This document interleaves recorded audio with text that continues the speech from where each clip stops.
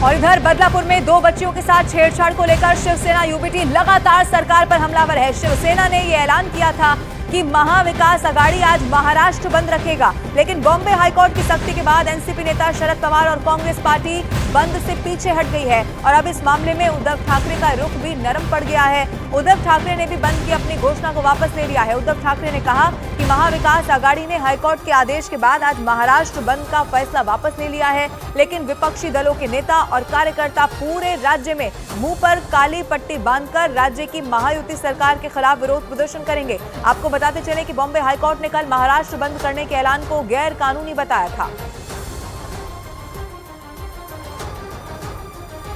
Court का फैसला हमें मंजूर नहीं है, इसके खिलाफ हम सर्वोच्च न्यायालय में तो जा सकते हैं, लेकिन इसके ऊपर कोई सुनवाई नहीं होगी। सुप्रीम कोर्ट के लिए भी कुछ समय देना पड़ेगा, अब तो समय नहीं रहा, इसलिए हमें तो मंजूर नहीं है, लेकिन उसका आदर करते हुए स्वीकारना तो पड़ेगा, स्वीकार तो करना पड़ेगा। इसलिए हम बंद नहीं करने वाले, लेकिन मैं खुद और मैं सारी जनता को और सब मेरे पार्टी के कार्यकर्ता है, महाविकास आघाड़ी के कार्यकर्ता है और जो भी नेता है उनको आह्वान कर रहा हूँ कि आप जहाँ भी होंगे, जिस गांव में होंगे, जिस शहर में होंगे, उसके शहर के और गांव के जो भी मुख्य प्रमुख चौराहे हैं उस पर आकर आप बैठ जाएं।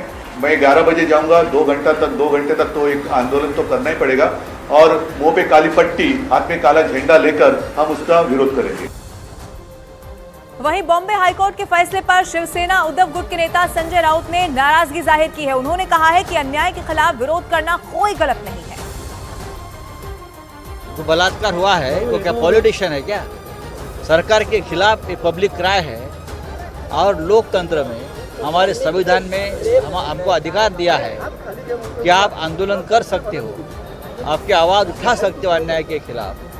और इस प्रकार से अगर न्यायालय निर्णय देते रहे तो मुझे लगता है देश की लोकतंत्र खत्म हो जाएगा।